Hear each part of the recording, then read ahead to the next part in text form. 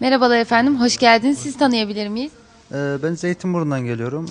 İsmim Ümit Ata. Ne rahatsızlığınız vardı? Alerji vardı, kuru öksürük vardı, aşırı derecede öksürük vardı böyle. Alerjiye bağlı ne gibi şikayetleriniz oluyor? Ya alerjiye bağlı konuşurken, yürürken öyle mesela çok yürüdüğüm zaman aşırı derecede öksürük geliyordu böyle konuşamayacak şekilde falan. O yüzden gelmiştim yani sebep buydu yani gelmemin sebebi. Peki alerji için tıbbi tedavi gördünüz mü? Çok aşırı derecede tıbbi tedavi gördüm yani. Yani nasıl diyeyim ben size? 4 ay boyunca mesela hiç durmadan ilaç kullandım. Antibiyotikler kullandım, şeyler kullandım ama hiç geçmedi.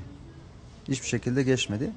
İşte en son buraya geldim. Bitkisel ürünleri ne kadardır kullanıyorsunuz? Bitkisel ürünleri ben 3 aydır Panax kullanıyorum. Devamlı çayla, bitki çaylarını kullanıyorum.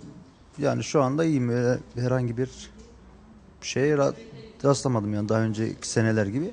Panax'tan şöyle faydalar gördüm ben. Mesela yürümede rahatlık. Ondan sonra bir böyle yani güçlenme, böyle şeyim geçti, halsizliğim geçti.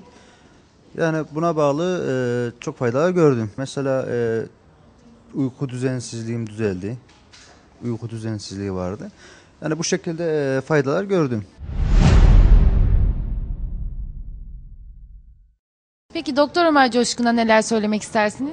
Doktor Ömer Coşkun'a teşekkür ediyorum. Allah razı olsun.